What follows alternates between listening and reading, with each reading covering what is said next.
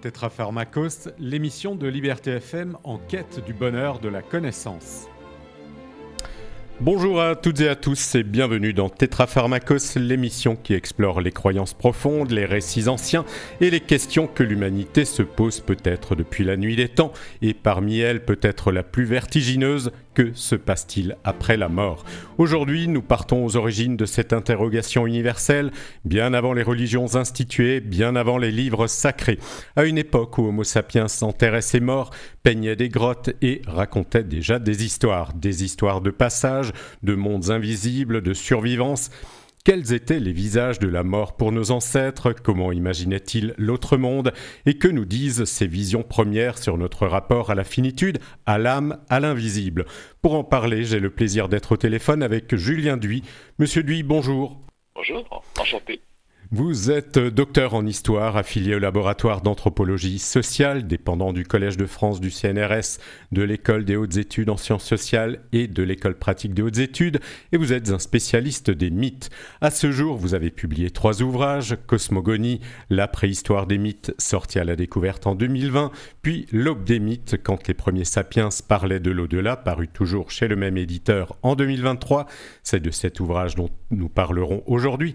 Et en 2025, vous avez fait paraître chez Armand Collin Dragon, généalogie mondiale d'un mythe. Alors pour que nos auditeurs aient bien le contexte temporel en tête, pouvez-vous, monsieur Duy, nous rappeler les grandes dates de l'apparition et de l'évolution d'Homo sapiens, ainsi que de ses sorties d'Afrique ? C'est une vaste question, puis c'est une question mouvante, toujours mise en question par des découvertes. On l'a vu il y a peu avec la datation d'un ossement au Maroc, il y a 773 000 ans. Donc l'humanité apparaît de cela 800 000 ans à peu près, sous réserve de nouvelles découvertes, et va rester un bon moment en Afrique. Alors, il s'agit de petites populations, puisque les plus anciens fossiles d'hominines, on va le trouver en Afrique de l'Est. D'un point de vue génétique, les plus anciennes datations, c'est les peuples Khoisan, donc en Afrique australe, et les plus vieux ossements, c'est en Afrique de l'Ouest. Donc autant vous dire qu'on peut reprendre le mot de Breuil, qui est souvent repris. Il s'agit du berceau, l'Afrique est le berceau de l'humanité, mais un berceau à roulettes. Donc l'humanité à la bougeotte, mais elle va mettre quand même un certain temps avant de sortir de ce premier continent. Elle va sortir d'Afrique. On a des traces hors d'Afrique autour de 210 000, 186 000 ans. On trouve ça en Grèce, on trouve ça en Israël. Alors c'est pas forcément des sorties qui ont été couronnées de succès. Vous savez, il n'y a pas exactement une frontière, début d'Afrique, fin de l'Afrique. Et c'est pas forcément des sorties continues. Et progressivement, l'humanité va s'étendre. Alors, à l'époque, il fait très très froid, impossibilité de remonter vers le nord de l'Eurasie. Il fait beaucoup trop froid, donc elle va s'étendre en longeant les côtes du Pacifique. Elle va aller jusqu'en Asie du Sud, ensuite du Sud-Est. Vous suivez, on est autour de 200 000, 75 000 ans. Et puis, il y a 65 000 ans, profitant juste que le niveau de la mer soit beaucoup plus bas qu'aujourd'hui, elle va franchir un chapelet d'îles qui n'en sont pas à l'époque et qui sont une forme de langue, une continuité, descendre vers l'Australie, la franchir quelques centaines de kilomètres, c'était il y a 65 000 ans, et atteindre l'Australie, où l'eau va bientôt remonter, isolant cette partie de l'humanité pour un certain temps. Puis ensuite, l'humanité continue, remonte, et va se rendre cette fois-ci aux Amériques. Alors là aussi, c'est des datations qui sont relativement mouvantes, puisqu'on a tendance à vivre de plus en plus. En tout cas, on peut dire qu'il y a 20 000 ans, les premiers Américains ont posé le pied sur ce continent avant de se diffuser sans doute bien avant. Puis, c'est la fin de la glaciation, les glaces se retirent, l'Eurasie du Nord se découvre, et l'humanité va pouvoir remonter sans doute par l'Asie du Sud-Ouest, et puis coloniser de manière pérenne et l'Europe et l'Eurasie plus nordique, avec peu d'échanges génétiques avec les populations du Sud, parce qu'entre les deux, il y a des montagnes, il y a des déserts, et ça va conduire aussi à un apport génétique en Amérique qui va s'additionner à l'apport génétique lié à la partie sud de l'Eurasie. Voilà, donc tout ça, c'est un grand trait, puisque bien sûr, on est à la merci, c'est ça qui est absolument passionnant, c'est qu'on est à la merci des nouvelles découvertes, et que ce que je vous dis aujourd'hui peut-être sera faux, ou du moins peaufiné demain. Alors, on a observé chez les animaux des comportements particuliers face à la mort. Mais rien de comparable avec l'homme, Homo sapiens, qui se rend compte de sa finitude, qui éprouve peut-être déjà des émotions, des sentiments lorsqu'un proche meurt, ou un membre du groupe en tout cas. Quelles sont les traces que l'on peut observer, que l'on a découvert de rituels d'enterrement? Alors, ça, là aussi, comme vous dites, il faut toujours être très très prudent avec les traces rituelles, d'autant plus que, comme vous l'avez dit, les animaux peuvent ressentir des émotions. C'est documenté, qui du singe qui va tenir son bébé mort pendant plusieurs jours avant de le déposer au milieu d'un groupe. Ou alors, et c'est très très troublant, les éléphants d'Asie, mais on va y revenir dans un instant. Pareil, de la même manière, tout ne se fossilise pas, c'est-à-dire qu'il y a seulement certaines pratiques qu'on va retrouver dans les strates archéologiques. Par exemple, des phénomènes d'enfouissement, où on peut voir que le sol a été bouleversé, que le corps a été disposé de telle ou telle manière, mais on ne pourra pas retrouver des expositions en plein air, par exemple, ou certaines pratiques qui consistent à disperser le corps. Donc voilà, il faut être extrêmement prudent. D'ailleurs, c'est pour ça que la mythologie a largement son mot à dire. Alors, si on parle des rituels d'enterrement, ce sont des exemples qui sont très concrets. On les trouve essentiellement au Levant. On est en Israël. Alors, il y a deux grands sites qui sont très connus. Il y a Guescul, c'était entre 130 000 et 110 000 ans à peu près. Il y a Calzet. Là, on est sur du 92 000 ans. A priori, il y a peut-être d'autres découvertes qui sont en train de s'ajouter, mais c'est pas encore complètement très très bien daté. Et puis à Skul et à Calzet, on a des pots de corps, et puis ils sont associés à des mandibules de sanglier. Il y a une mandibule de sanglier qui est posée sur le squelette. Il y a aussi un raccord en silex qui est dans les mains d'un autre corps. À Calzet, il y a les bois d'un grand cervidé qui sont posés sur le thorax d'un enfant ou un adolescent. Et puis il y a de l'ocre rouge, etc. Donc il y a clairement une pratique rituelle derrière. Après, il faut, comme je vous disais, il faut se méfier. Par exemple, on sait depuis maintenant 2 ans, 3 ans, que les éléphants d'Asie sont capables d'enterrer leurs morts, non pas de les enfouir, de creuser un trou avec leur défense, mais ils profitent de trous déjà existants pour déposer le corps d'un éléphantoir. Bien sûr, les adultes, c'est trop lourd pour être déplacé. Et ils sont déposés donc dans le trou. Ça ne veut pas dire pour autant que les éléphants d'Asie ont une perception de la vie après la mort. Mais ça veut dire qu'il y a peut-être quelque chose de plus profond. On sait que dans les grottes de Racing Star, près de Johannesburg, on a une autre espèce d'homininée qui était entre 335 000 et de mémoire 236 000 ans, sous réserve de vérification des dates. Et on a découvert au fond des grottes des individus qui auraient été déposés là, un ensemble d'une quinzaine d'individus qui auraient été déposés là, et qui n'auraient pas été emmenés par une... Alors c'est discuté, parce qu'effectivement, il y a des choses assez troublantes qui font qu'on doit nuancer ce point de vue, mais qui n'auraient pas été emmenés là par une catastrophe naturelle ou déposés par des prédateurs, mais qui auraient été enfouis. Ou alors en Espagne, il y a aussi des Homo heidelbergensis. Alors, c'est un site qui s'appelle la Cima de las Huesos. Et il y a un avène, une sorte de gouffre très profond. Et au fond de l'avène, on a trouvé une petite trentaine de Homo heidelbergensis. Et on a, a priori, il est possible que les corps aient été déposés là, puis au milieu, c'était il y a 430 000 ans. Et au milieu, on a trouvé un silex finement taillé. Le problème, c'est qu'une fois encore, on peut observer l'acte, et encore qu'une partie des actes de ces premiers hominines, on peut retrouver des sépultures des premiers Homo sapiens. Et de là à dire qu'il y a une mythologie, il y a un pas qui est assez colossal à franchir, pensons simplement à l'exemple des éléphants d'Asie. Alors, justement, mythologie, on va y arriver, c'est ce qui vous intéresse, c'est ce que vous recherchez, parce que l'homme a la conscience, il se rend bien compte qu'il est mortel, que ses proches... il est surtout conscient de la mort de ses proches, mais à partir de là, il va imaginer des mythes pour expliquer ce phénomène. Mais alors comment faites-vous, expliquez-nous, et ça c'est passionnant, comment faites-vous pour remonter à l'origine des mythes ? Alors, la question de la préservation des mythes est un peu contre-intuitive. Quand on raconte une histoire, l'histoire, ça ne se fossilise pas. On a l'impression que sitôt prononcé, sitôt les mots dispersés dans la nature. Et pourtant, ça doit être contre-intuitif. Ça fait un bon moment que des chercheurs se rendent compte qu'il y a des récits qui sont communs à travers le monde.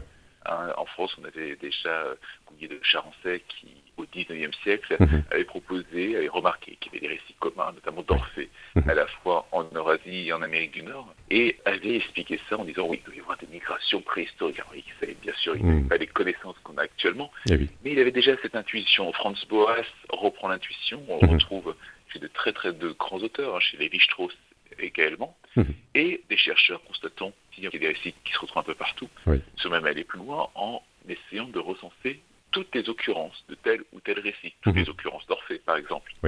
Et là, ils se sont rendus compte que la répartition de ces récits à travers la planète n'était pas aléatoire. Parce qu'on peut imaginer effectivement que l'esprit humain serait relativement limité, qu'on aurait une imagination fermée, que les mêmes récits reviendraient en permanence et seraient toujours réinventés, ou encore que des récits soient l'émanation de ce qu'on appelle des archétypes, des structures du cerveau qui expliqueraient pourquoi il y a tel ou tel récit. Le problème, c'est que les chercheurs qui ont épluché des sommes colossales, absolument colossales, de récits à travers le monde, recueillis par les explorateurs, les ethnologues, parfois même dans les journaux, parfois dans des cahiers, etc. Enfin, ils se sont rendus compte que les récits n'étaient pas répartis de manière aléatoire. Ils ont remarqué qu'il y avait en fait, sur les récits qui étaient largement répartis à une échelle transcontinentale, ils ont remarqué qu'il y avait plusieurs grands ensembles. Il y a un premier ensemble, on retrouve certains thèmes complexes, à la fois en Afrique, en Asie du Sud, dans le Sahel et en Australie, puis un petit peu en Amérique du Sud. Tandis qu'ils se sont rendus compte qu'il y a d'autres mythologies. Eux, on va les comme Polyphème, par exemple, les récits où il y a un maître des animaux qui va empêcher quelqu'un de sortir de son antre et la personne doit se dissimuler sous un animal ou sous une peau de bête pour sortir.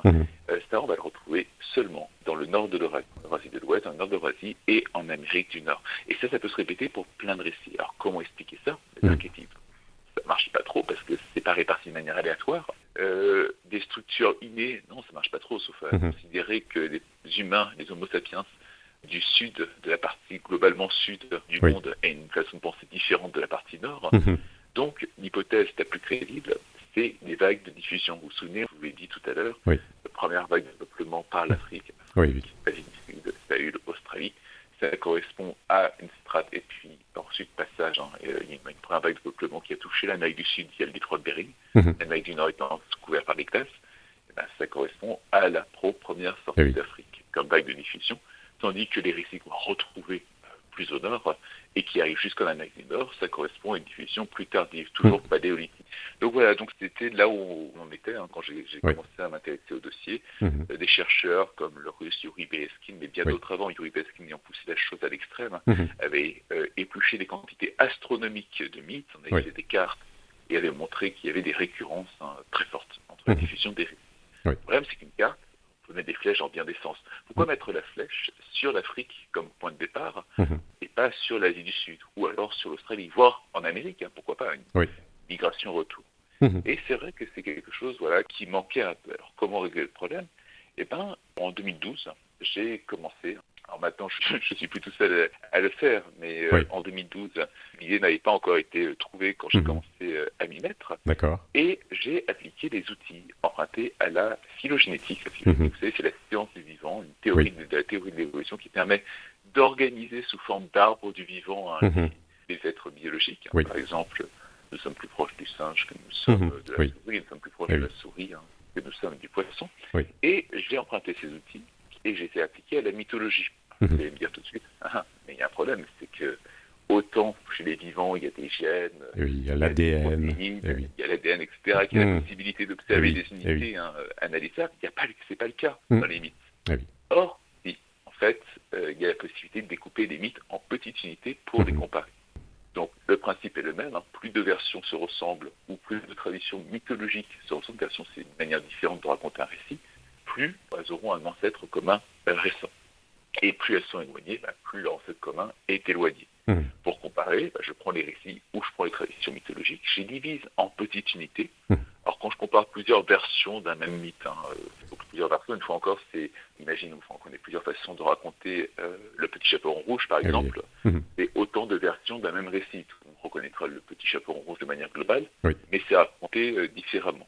Donc quand on est face à plusieurs versions, on découpe ça en mythèmes, c'est en phrases très très simples avec une information. Et puis chaque fois que l'information est présente dans une version, on va mettre un 1. Quand elle n'est pas présente, on va mettre un 0. Et sinon, on met un point d'interrogation.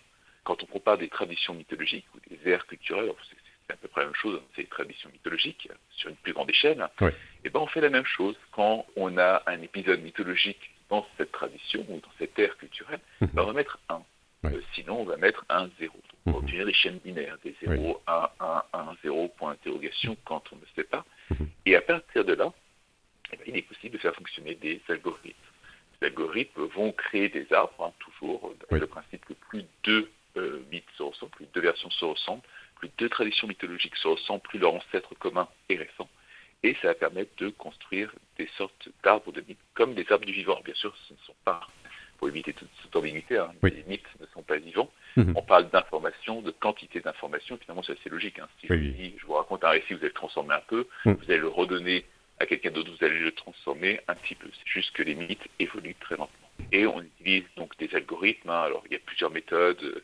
Il y a les méthodes de parcimonie, on minimise le nombre de changements. Il y a les méthodes qu'on appelle asymétriques ou de chaîne de Markov sur les probabilités, etc. Et une fois qu'on obtient nos arbres, on vérifie que la structure de l'arbre est solide. On obtient un arbre, mais il faut vérifier que l'arbre est solide. Donc là aussi, il y a toute une ribambelle d'outils statistiques pour vérifier dans quelle mesure l'arbre, la structure de l'arbre répond à celle des mythes, la diversité des mythes. Et il y a aussi d'autres outils qui permettent de voir les emprunts. Donc on aboutit finalement à un arbre, à cet arbre on peut l'enraciner, choisir la base en utilisant des méthodes statistiques. Et là, les arbres qu'on obtient, parce que c'est un long cheminement, mais les arbres qu'on obtient, et puis c'est un cheminement qui dure plusieurs semaines pour chaque corpus, mais les arbres qu'on obtient, c'est à partir de très très nombreux corpus, parfois que j'ai créés, parfois empruntés, on obtient des arbres qui se ressemblent énormément.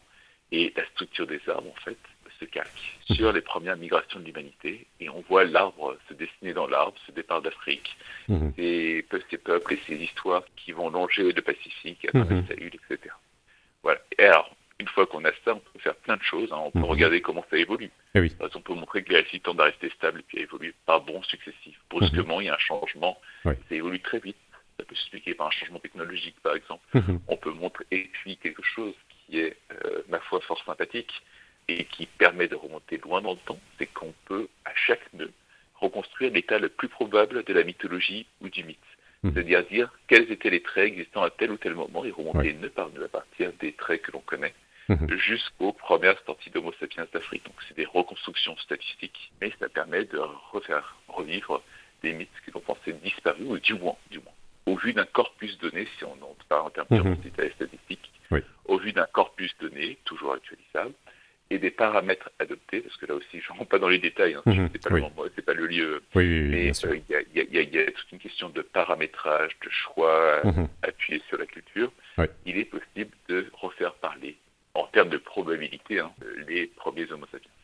Alors justement, il existait donc une mythologie avant cette sortie d'Afrique. Oui, alors le fait qu'il existait une mythologie, a priori, n'a rien pour nous surprendre, puisque les peuples à travers le monde entier ont des mythologies. Alors, il faut se mettre d'accord sur le terme mythologie. Moi, je ne travaille pas sur n'importe quel récit. Je travaille sur des récits fondateurs qui expliquent l'origine des choses et qui, du coup, parce qu'ils ont une véritable valeur ontologique, tendent à rester stables à travers le temps. Il y a des récits qui s'empruntent très facilement, par contre, un récit explicatif du monde, qui explique pourquoi le monde est tel qu'il est. Et bien, ce récit-là, on aura tendance à le garder, à se le transmettre de génération en génération. Lévi-Strauss disait qu'à mi, on le répète, on le transforme en croyant le répéter. Donc oui, les premiers Homo sapiens, a priori, avaient une mythologie. Après, tout est dans la question du contenu. Alors, en utilisant la série d'algorithmes, vous imaginez, là, dans le cadre d'un entretien, je fais ça à très grands traits, mais voilà, je crois que vous avez lu le livre, c'est un travail qui est très très minutieux. On peut reconstruire plusieurs grands ensembles. Déjà, autour, le sujet qui nous intéresse, autour de la mort, on peut reconstruire un certain nombre de traits. Je peux vous donner quelques éléments sans rentrer forcément dans tous les détails. Par exemple, on peut reconstruire le message perverti. Ça raconte, alors c'est intéressant ce message perverti, parce qu'il a été étudié par Yuri Bereskin, puis par Jean-Luc Lequelec, en montrant que l'ère de répartition s'expliquait par les premières migrations de population. J'ai appris, il a été repris, et par moi et par Lequelec, sur des bases complètement différentes, mais on est arrivé au même résultat. Et on peut reconstruire un récit qui raconte comment, autrefois, l'humanité était amortelle. pas mortel ou immortel, mais immortel, et une divinité suprême, alors généralement la Lune, envoie un messager pour dire aux humains « Ah, bonne nouvelle, vous allez être immortel », plutôt chouette comme nouvelle, sauf que le messager, alors si on en croit les reconstructions basées sur les versions qui auraient été un lièvre, sauf que le messager, il est de mauvaise humeur, ou alors il est vexé par quelque chose, en tout cas, il ne transmet pas le message « vous serez immortel » aux humains, il va transmettre le message « vous serez mortel ». Patatras, catastrophe, voilà, comment la mortalité est arrivée chez nous. Et la suite de l'histoire, c'est que le lièvre et la Lune, chez les Coïciennes, vont se battre, ce qui explique pourquoi le lièvre a, vous savez, sous le menton ce bec de lièvre, et pourquoi la Lune a des taches sur le visage. Et ce qui est intéressant, voilà, c'est la méthode phylomythologique, donc l'usage statistique, pour reconstruire à partir de versions, à partir de traditions mythologiques, et sachant que je me suis occupé des traditions mythologiques, et que voilà, et puis il y a aussi l'aréologie. Un autre récit, mais je pense qu'on sera amené à en reparler par la suite. C'est l'appel manqué. En fait, pourquoi la mort arrive, il y a une divinité qui appelle les humains, et puis les humains soit répondent trop tard, ou du type, il y a une divinité qui dit la vie, les humains répondent pas, elle dit la mort, les humains répondent, patatras, là, la mort est arrivée, ou alors ils répondent alors qu'il aurait fallu se taire. En tout cas, quoi qu'il en soit, la mort s'installe. Voilà, donc bon, il y a d'autres récits, des tremblements de terre qui seraient liés aux morts qui marchent, etc. Alors, il n'y a pas que des récits liés à la mort, il y en a d'autres qui ont été étudiés. L'idée que le feu était autrefois possédé, par exemple, par les femmes étaient les premières propriétaires du feu. Donc ça aussi, que ce soit d'un point de vue aréologique ou d'un point de vue phylomythologique, on peut le reconstruire. L'idée que l'humanité viendrait de sous terre également. Ça fait partie de Louis Beskin et Jean-Luc Lequelec qui ont travaillé dessus. Ça fait partie de ces premiers récits. En tout cas, quoi qu'il en soit, là, je vous donne des éléments un petit peu en phrase. Il y a la matriarchie primitive, l'idée que les femmes possédaient autrefois le pouvoir et que les hommes, face aux abus des femmes, leur auraient confisqué. Ça expliquerait la domination masculine. D'accord. C'est un peu machiste, même très machiste. Et chaque fois, c'est vérifié, chaque fois, il faut bien imaginer que c'est pas juste à partir d'un corpus, c'est une série d'éléments concluants qui vont dans le même sens. On est dans le cadre de la science.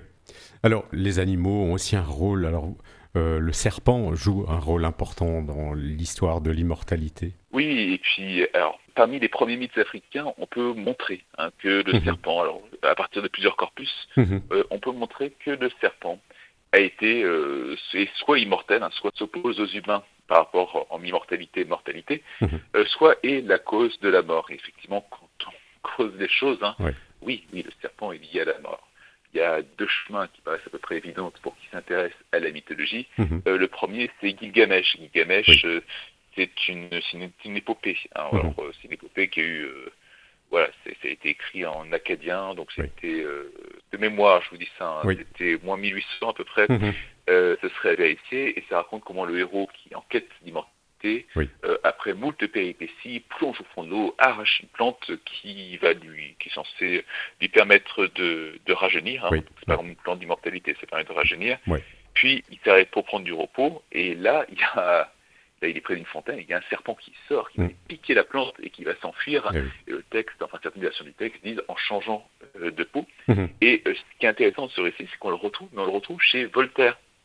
Et il y a un chemin qui est absolument immense, parce qu'en plus, Gilgamesh, le texte a été découvert assez tardivement, bien après Voltaire, et des chercheurs qui s'y ont intéressés ont retracé la généalogie du récit, en montrant qu'en fait, de Gilgamesh à Voltaire, il y avait eu un intermédiaire qui était passé par la littérature latine, où ce n'est plus, c'est un âne en fait qui porte l'herbe d'immortalité, mais toujours un serpent près d'une rivière, et qui ont montré ainsi, sur du matériel empirique, comment un récit a pu traverser plusieurs millénaires. Et puis il y a aussi, bien sûr, puisqu'on parle de serpent, on a l'histoire de l'histoire biblique. Tout simplement, qui raconte comment Adam et Ève, se laissant tenter par un serpent, consomment de l'arbre. C'est pas le fruit de l'arbre, ça c'est une traduction tardive, mais consomment de l'arbre de la connaissance du bien et du mal, et sont chassés du paradis terrestre. Alors normalement, il y a un débat, parce qu'en fait, dans l'Ancien Testament, les choses sont souvent multipliées par 2, et c'est pas vraiment la mort qui arrive, même si c'est suggéré, parce que l'Ancien Testament, c'est quand même une forme de succession de récits qui ont été concaténés, qui ont été mis ensemble de manière plus ou moins élégante. Oui. Et ce qui est intéressant de ce récit, c'est que, ça aussi, le rapprochement avec une mythologie plus ancienne est déjà réalisé par quelqu'un comme James Frazer, Oui. mais ça rappelle un autre récit qui renvoie aux origines de l'humain, avant les premières sorties d'Afrique. Mhm. Et c'est celui de l'appel divin dont on a parlé tout à l'heure. Oui. Il y a une unité qui appelle. Et quand on lit en fait le texte biblique, après avoir consommé de l'arbre, il y a Dieu qui rentre dans le jardin et qui appelle Adam et Ève. Là, pas de réponse. Et c'est seulement la deuxième fois qu'ils répondent. Et finalement, dans l'économie du récit, pourquoi cet appel en vain? Et pourquoi cette réponse au deuxième appel? Ça ne sert à rien. Il avait juste besoin de répondre, Dieu omniscient, omniprésent, se doutait bien de ce qui allait se passer. Mais ça fait sens si jamais on regarde ce récit de l'appel, qui n'est pas entendu, auquel on répond à contre-temps. Et ça fait d'autant plus sens que ce motif de l'appel, généralement, à travers le monde, se transmet avec celui du serpent. Parce que le serpent, dans le cas de l'appel, lui, il répond au bon moment. C'est pour ça que le serpent est immortel. Alors que les humains répondent au mauvais moment. Et ce récit qui, a priori, donc, serait connu avant les premières sorties d'Afrique, ce récit continue à se transformer jusqu'à être connu par une grande partie de la population mondiale sous très très nombreux sens, parce que bien sûr on a le texte biblique, on a le Pentateuque, le texte hébraïque, mais c'est la racine également des traditions musulmanes avec Iblis. Donc on a cette transmission d'un mythe qui va prendre les habits d'une religion pour se transmettre dans le temps et dans l'espace. Sachant que le terme religion est à prendre avec prudence, puisqu'il est une construction très moderne en réalité. Bien sûr. Alors, qui dit mort, et justement, alors cette idée que l'homme aurait pu être immortel, il cherche en fait une idée qu'après la mort, enfin, il voudrait qu'après la mort, il y ait quand même une vie, un au-delà. Alors, comment est-ce qu'on retrouve ça dans les mythes ? Alors, la plupart des motifs qu'on peut reconstruire, c'est sur les origines de la mort. On peut reconstruire certains traits qui sont relatifs à la... Ensuite, au passage vers l'au-delà, et puis quelques traits encore qui sont relatifs à ce qui les traces, l'effet des humains sur la Terre. Par exemple, on peut reconstruire un motif qui raconte que lorsqu'il y a des tremblements de terre, c'est constant, je crois qu'on le retrouve chez Élien, si ma mémoire ne joue pas de tour, on a cette idée que lorsque la Terre tremble, c'est que les morts marchent, ou encore qu'ils veulent sortir et qu'ils secouent la Terre. Et c'est là aussi c'est intéressant parce qu'il y a plein de liens qui se tissent entre les Amériques et l'Eurasie, montrant une véritable continuité qui remonte à un temps paléolithique. Et puis il y a un autre motif qui parle de voyage et qui est celui du passage par la Voie lactée, parce que les premiers Homo sapiens, voyant cette grande bande lumineuse dans le ciel, ont cherché à faire sens, puisque l'humain de toute façon est une machine à créer du sens, et ont vu qui soit une rivière, soit le chemin des morts. Alors là, vous allez me dire, oui, mais bon, quand on voit ça, je veux dire, il n'y a pas 36 possibilités, en fait, si la Voie lactée a été interprétée de très, très nombreuses manières différentes, et pas forcément sous l'idée de traces. Donc, le choix de voir dans la Voie lactée la route des morts est un choix qui est culturel. Après, ce choix est d'autant plus intéressant qu'on le retrouve essentiellement dans l'hémisphère sud. Alors, on le retrouve en Europe, on parle, pour désigner la Voie lactée, on parle de voie de Saint-Jacques. Saint-Jacques, c'était le saint intercesseur des morts, c'est-à-dire pour celui qui permettait aux morts aussi d'atteindre le paradis au Moyen-Âge. Sachant que la voie de Saint-Jacques montrait la direction de la ville de Saint-Jacques. Et à partir de là, on peut remonter dans le temps en Europe. Donc, vous imaginez une diffusion essentiellement australe. Et puis, cette petite tradition catholique qui a fait que c'était pas mal diffusé en Europe. Et on peut remonter progressivement. C'est-à-dire que, par exemple, chez Ovide, la Voie lactée, ça va être une voie qui est visible dans le ciel et où les dieux peuvent circuler. Donc, toujours cette idée de divinité, d'esprit, etc. qu'on retrouve. Chez Pindare, on le voit comme le chemin de Zeus, c'est à l'île des bienheureux. Si on va dans l'Égypte antique, donc on continue à descendre, il y a des textes qui ont été interprétés. Le roi défunt, quand on regarde le livre des morts, est censé traverser une voie d'eau sinueuse qui a été rapprochée de la Voie lactée, et ainsi de suite. Et dans l'hémisphère sud, donc la Voie lactée, c'est essentiellement la route des morts. Enfin, l'hémisphère sud à grands traits, puisque l'Asie du Sud n'est pas forcément dans l'hémisphère sud, donc on parle des premières migrations de population, c'est un raccourci. Et dans l'hémisphère nord, c'est autre chose qu'on va retrouver en Eurasie, en Amérique du Nord. Et c'est les récits selon lesquels on a la Voie lactée, la route des oiseaux migrateurs. Mais là encore, ce n'est pas anodin, parce que les oiseaux symbolisent l'âme. Oui. Donc Oui. le fait qu'on soit face à des oiseaux migrateurs et que ce soit, donc c'est toujours le même principe, c'est pas diffusé absolument partout, Oui. et une transformation de la strate première qui était la Voie lactée comme route des morts. Donc là encore, ça se montre avec l'aréologie, ça se montre avec les statistiques, et le format est un peu court pour l'expliquer, mais en prenant des cas, des exemples, et puis en remontant jusqu'au moment où l'écriture nous laisse. Mais il y a des traces bien sûr écrites qui sont très très anciennes. Alors on a un mythe que tout le monde connaît, vous l'avez déjà évoqué, c'est le mythe d'Orphée, qui veut descendre chez les morts pour retrouver son Eurydice. Ça, c'est également un très vieux mythe, non? Ah, ça aussi, c'est un mythe très ancien. Alors, c'est ce qu'on appelle les mythes de catabase, c'est-à-dire c'est des récits, on descend chercher un mort. Donc c'est un récit qui est largement répandu à travers la planète, mais qui n'est pas universel, comme tous les récits d'ailleurs de quelque chose qui serait universel, on ne pourrait pas dire grand-chose. Et c'est des récits qu'on va retrouver en Eurasie, qu'on va retrouver également au Japon, sous une forme avec Izanagi et Izanami, qu'on retrouve jusqu'en Amérique et qu'on retrouve également sous une forme un petit peu transformée en Australie. Et lorsqu'on étudie ce motif, déjà on peut reconstruire son apparition peu de temps après la sortie d'Homo sapiens d'Afrique, mais les chercheurs qui ont étudié, puis moi à leur suite, étudiant ce récit, on s'est rendu compte qu'il y avait une sorte de clean, c'est-à-dire qu'on voit une évolution du récit à travers le temps et l'espace qui correspond aux premières migrations de population. Et on retrouve un écho entre les versions eurasiatiques et les versions qu'on retrouve en Amérique du Nord. Vous vous rappelez, j'avais parlé de Gouillet de Charancé au début de cet entretien, il l'avait lui-même repéré. Et les points de détail entre les deux sont très nombreux, suffisamment pour exclure l'hypothèse d'une apparition indépendante, parce que dire finalement, tiens, mon aimé est mort, tu vas aller la chercher, j'ai fait une gaffe, ça aurait pu être inventé indépendamment. Mais ce n'est pas le cas, parce qu'il y a beaucoup de choses, par exemple le fait que les morts jouent, ou alors même la manière de remonter les morts qu'on retrouve, ils retrouvent des points communs entre les différents éléments. Alors ça veut dire aussi quelque chose que Orphée, l'air de rien, c'est quand même un des mythes structurants de notre imaginaire occidental.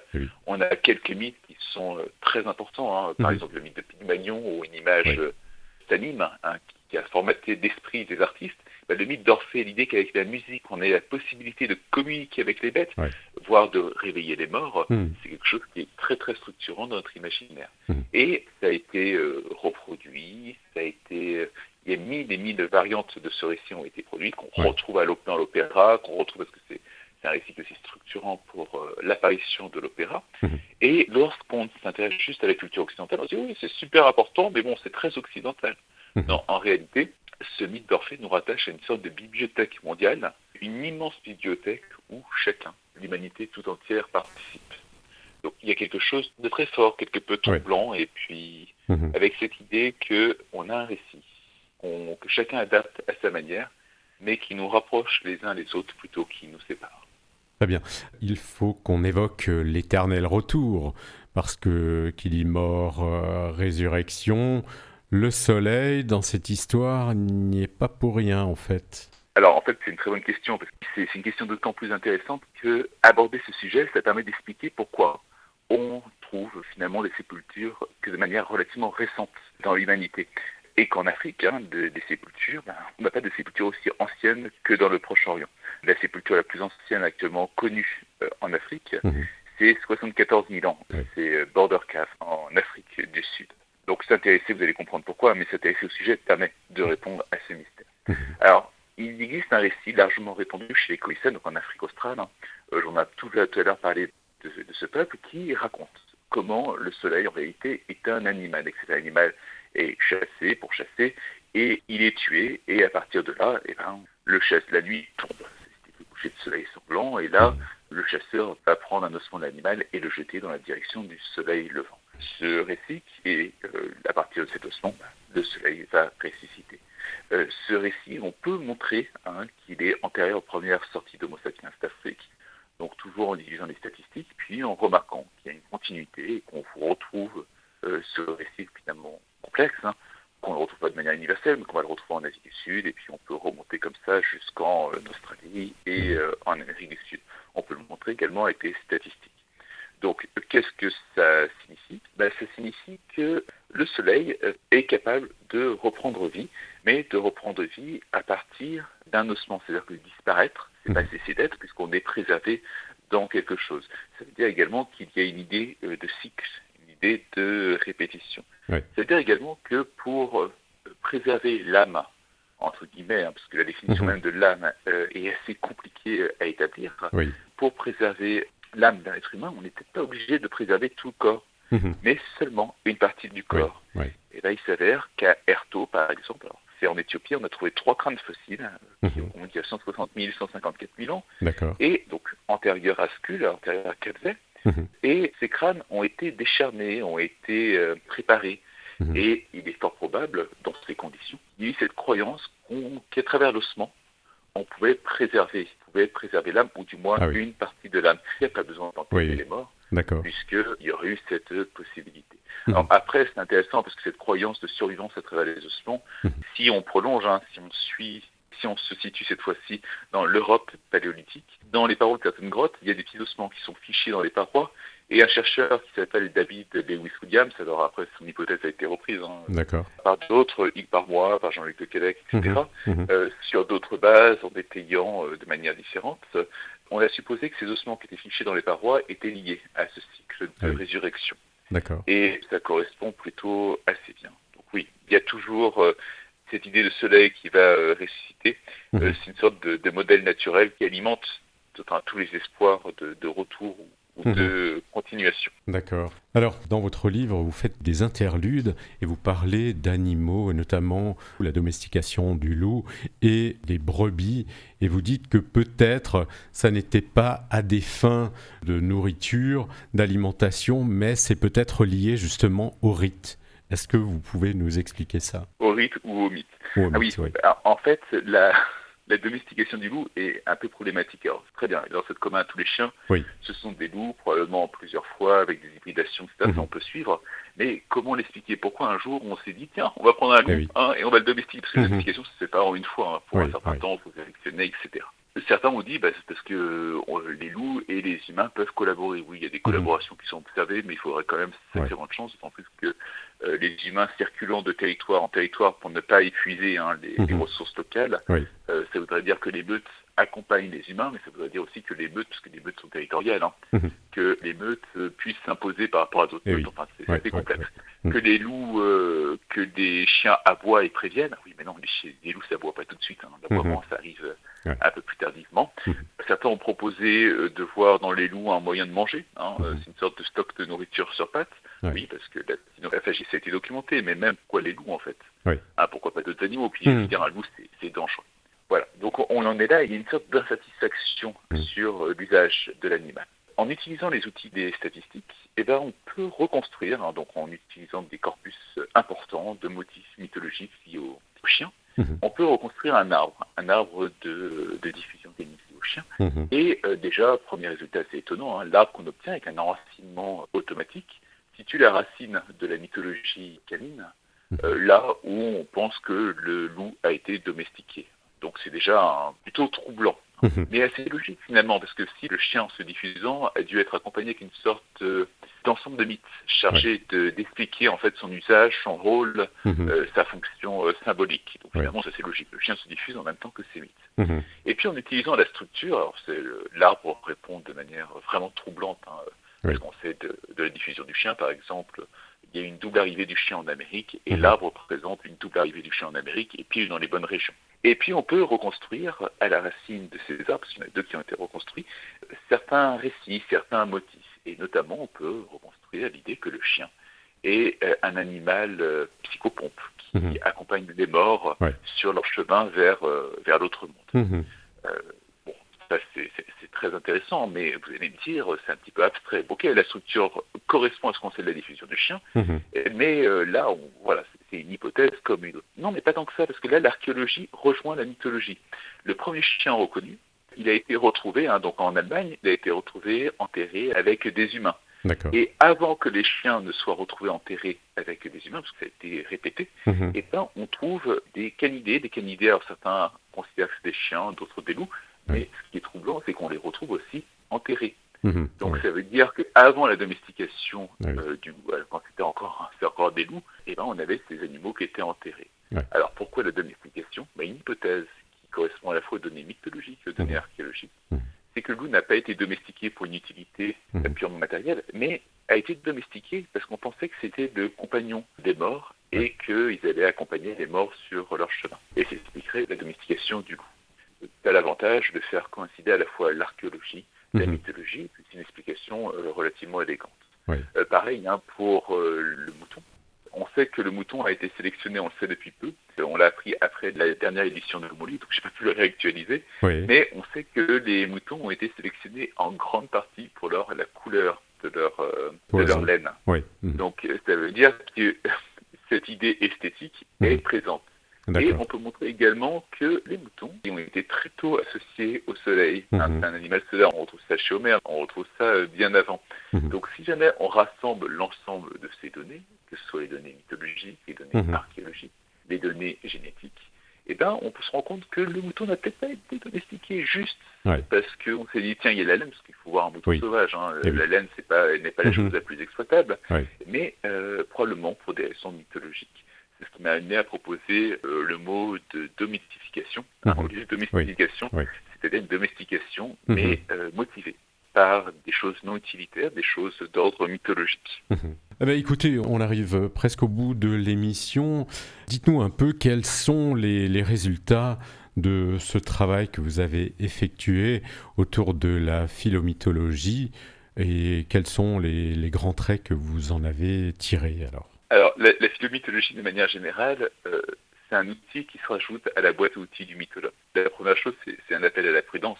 Oui, ça donne des résultats qui sont vraiment des résultats intéressants, mais ça se rajoute, ça ne saurait se substituer aux méthodes déjà existantes. Par ailleurs, et c'est quelque chose qui est important, il faut rappeler que c'est un modèle statistique, c'est-à-dire que même si c'est reproduit, même si on a beau varier les bases de données, on a toujours des résultats extrêmement compatibles, ça ne vaut qu'en fonction d'un certain nombre de paramètres et en fonction des bases de données. Donc la première chose que j'en ai retiré, qu'il ne faut pas oublier, c'est qu'il s'agit d'un modèle qui n'explique qu'une partie de la réalité et jamais on ne connaîtra la saveur des mythes pour les premiers Homo sapiens, pour reconstruire le contenu.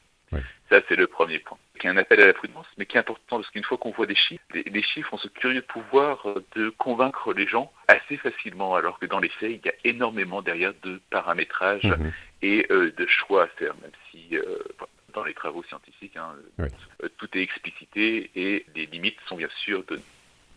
Ça, c'est la première chose. La deuxième chose, c'est quand même assez, en toute honnêteté, c'est assez grisant puisqu'on a la possibilité... Ça veut dire que les mots, les histoires nous définissent autant que nos gènes, puisque on peut reconstruire des généalogies d'histoires qui correspondent sans être dans notre ADN, mais que l'on se transmet de génération en génération. Et ça fait de la Terre une sorte de planète bruissante d'histoires, et toutes ces histoires nous relient. On utilise souvent les histoires pour s'opposer, c'est-à-dire moi j'ai cette histoire, l'autre a telle autre histoire, et en réalité quand on creuse un peu, on se rend compte que les deux histoires ne sont que deux versants, que deux faces d'une même pièce. Donc il y a cette idée qui finalement est assez belle, qui rappelle que l'humanité est une aventure collective. Et puis d'un point de vue, il y a quand même des utilités qui sont beaucoup plus pratiques. Ça permet de remonter dans le temps d'un point de vue archéologique, de pouvoir limiter les hypothèses que l'on choisit d'adopter pour expliquer les données. On va montrer qu'il y a une coïncidence entre l'hypothèse que l'on propose et la donnée archéologique qui est expliquée. Ça permet également d'essayer de détecter certains récits qui sont très prégnants. Parler d'Orphée, par exemple. Lorsqu'on raconte l'histoire d'Orphée, dans la société qui est la nôtre, où on cherche, on plonge au fond de l'inconnu pour trouver du nouveau, pour pastiger Baudelaire, on ne se rend pas compte qu'on répète une très très vieille histoire. Donc il y a quelque chose, il y a une sorte d'exercice intellectuel qui consiste à repérer, à traquer les histoires qui nous dirigent, parce que nos propres mythes, on ne les réalise pas, on voit toujours le mythe des autres et rarement le nôtre. Et ça permet de savoir ce qui, dans notre pensée, est en partie hérité. Après, pour en faire quoi, ça c'est le choix de chacun. Certains vont le modifier, certains vont le supprimer. Et d'autres vont le rejeter. On disait, je refuse midi quand il sonne à l'église, et certains le refuseront pour essayer de créer du nouveau. En tout cas, clairement, ça redonne une autre dimension à la mythologie, sachant que la mythologie comparée a été une discipline, non pas à l'abandon, pas en France, parce qu'il y a toujours eu des personnes. La France est un grand pays de la mythologie. On a des très grands noms de la mythologie. On a Marcel Mauss, on a bien sûr Lévi-Strauss, on a Dumay, On a du mythique, mais il n'y a pas eu d'institutionnalisation de la mythologie. Il n'y a pas de chair autour de la mythologie comparée. Et ça rappelle la puissance en fait de la mythologie comparée, une puissance qui est un peu oubliée, qui a été un peu victime des abus qui ont pu être faits, parce que la mythologie comparée, c'est un peu comme l'école, tout le monde allait à l'école, donc tout le monde peut pas se sent autorisé à parler pédagogie. Et ben c'est un peu la même chose en mythologie. Tout le monde connaît quelques mythes, et donc tout le monde a son idée sur la mythologie. Et pourtant traité de façon correcte, de manière professionnelle, de manière spécialisée. La mythologie comparée a cette possibilité de repousser et les frontières de notre culture en montrant les liens qui nous unissent, et les frontières de notre passé en rajoutant les sons à l'image. Au terme de votre travail, justement, autour de l'aube des mythes, pour rechercher les premiers sapiens qui parlaient de l'au-delà, quels sont les grands éléments que vous avez pu en dégager ?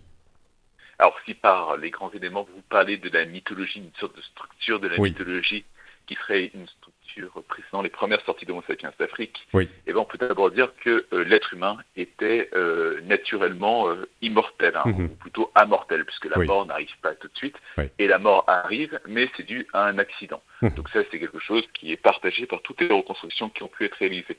Par ailleurs, il y aurait eu au moins 2 parties, si ce n'est plus, chez l'être humain.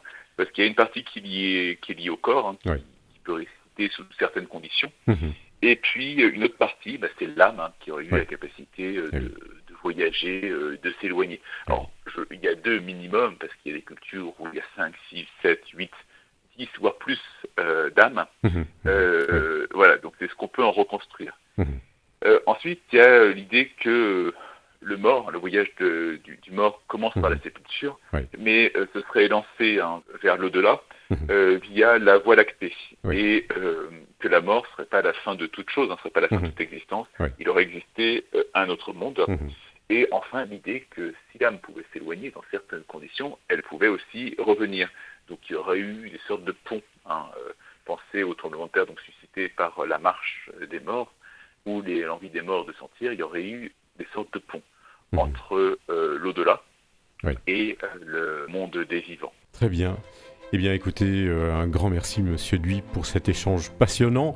Votre regard éclairé sur ces récits oubliés qui hantent encore nos imaginaires. Votre ouvrage « L'aube des mythes, quand les premiers sapiens parlaient de l'au-delà » est une porte d'entrée fascinante vers les origines de nos croyances. Je vous encourage vivement, chers auditeurs et auditrices, à le lire ainsi que ses autres travaux, si vous souhaitez mieux comprendre ce que les mythes disent de nous. Et Tetra Pharmakos continue son exploration des mondes anciens. Dans notre prochaine émission, nous recevrons Nicole Bellech, historienne des religions, pour discuter de son ouvrage « Participation civique des Juifs et des chrétiens dans l'Orient romain, 1er-4e siècle ». Nous verrons comment ces communautés parfois marginalisées ont participé à la vie publique de l'Empire, bien loin des clichés d'isolement ou d'opposition systématique. Merci chers auditeurs de nous avoir suivis. Cette émission est réécoutable et podcastable sur le site de la radio. Merci beaucoup Monsieur Duy et au revoir.